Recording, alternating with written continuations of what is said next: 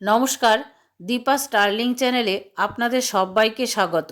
আজকে আমি আপনাদের সাথে শেয়ার করব শিম আর বেগুন দিয়ে অসাধারণ স্বাদের একটি সহজ আর সাধারণ রেসিপি। বানানো খুব সহজ, ভাত বা রুটির সাথে আপনারা এই রেসিপিটা সার্ভ করতে পারেন। চলুন দেখে নেওয়া যাক এই রেসিপি বানানোর ভিডিওটা।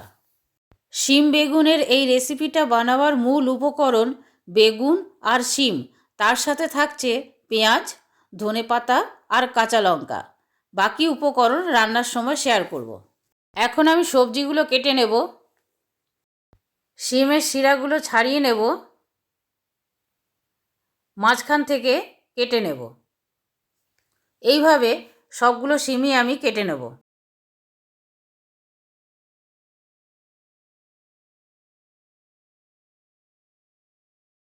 এবারে বেগুনগুলো কেটে নেব। এখানে আমি ছোট সাইজের বেগুন ব্যবহার করেছি।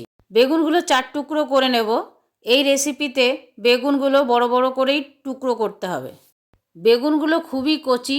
শীতকালে শিম, বেগুন এসব সবজি খুবই ভালো পাওয়া যায় আর স্বাদও ভালো হয়। সব বেগুনগুলোই এইভাবে 4 টুকরো করে নেব।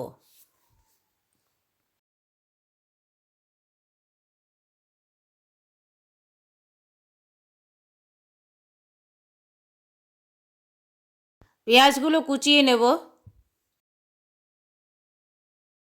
লঙ্কাগুলোও কুচিয়ে নেব। ঝাল যে যেরকম খেতে পছন্দ করেন সেই অনুযায়ী লঙ্কা নেবেন। ধনেপাতাগুলোও কুচিয়ে নিলাম। এবারে রান্নাটা শুরু করব। শুকনো কড়ার মধ্যে কেটে রাখা সবজিগুলো দিয়ে দেব। শিম, বেগুন আর সাথে কাঁচা লঙ্কাটা দেব। দেব স্বাদ মতো নুন। সবজিগুলো সেদ্ধ হয়ে কমে যাবে, সেই জন্য নুনটা সাবধানে দিতে হবে। দেব পরিমাণ মতো হলুদ আর হাফ চামচ আদা বাটা। চাইলে এর সাথে 1/4 চামচ ধনে গুঁড়ো আর জিরে গুঁড়ো দিতে পারেন। আমি দিলাম না। এবারে ঢাকা দিয়ে দেব, গ্যাসের ফ্লেমটা সিম করে। ওপর থেকে একটু জল দিয়ে দেব। সবজি থেকে জল বেরোতে সময় লাগবে, যাতে পুড়ে না যায়, সেই জন্য জলটা দিলাম। 5 মিনিট পরে ঢাকাটা খুলব। সবজিগুলো সেদ্ধ হয়ে গেছে। এবারে কড়া থেকে তুলে নেব সবজিগুলো। শিম আর বেগুন সেদ্ধ হতে বেশি সময় লাগে না। কড়াইয়ের মধ্যে দেব সর্ষের তেল। এই রেসিপিটা বানানোর প্রসেসটাও অন্যান্য রেসিপি থেকে একটু আলাদা।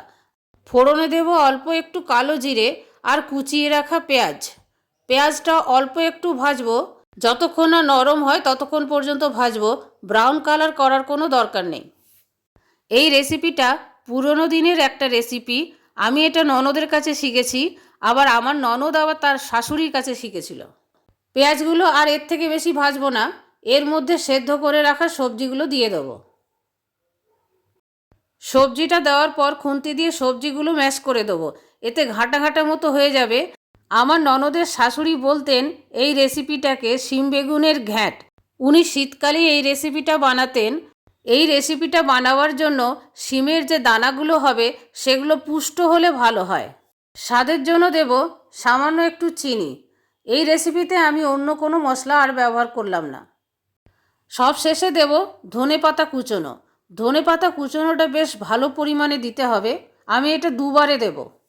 প্রথমবারে দেওয়ার পর ভালো করে সবজির সাথে মিশিয়ে নেব। আমি আর একটু ধনেপাতা দিয়ে দেব। ধনেপাতাটা ভালো করে মিশিয়েও নেব। যতক্ষণ না ধনেপাতার গন্ধ উঠছে ততক্ষণ পর্যন্ত রান্না করে নেব। শিম বেগুনের এই অসাধারণ স্বাদের রেসিপিটা সার্ভ করার জন্য রেডি। এবারে আমি সার্ভিং বলে তুলে নেব। এই শীতকালে এই রেসিপিটা আপনারা অবশ্যই একবার বানিয়ে খাবেন, খুবই ভালো লাগবে। রুটির সাথে খুবই ভালো লাগে। আপনারা ভাতের সাথেও সার্ভ করতে পারেন। আমার এই শিম বেগুনের পুরনো দিনের রেসিপিটা আপনাদের কেমন লাগলো কমেন্ট করে কমেন্ট বক্সে জানাবেন। ভালো লাগলে প্লিজ একটা লাইক করে দেবেন, শেয়ার করবেন আর সাবস্ক্রাইব করে বেল আইকনটা টিপে দেবেন পরবর্তী নোটিফিকেশনের জন্য।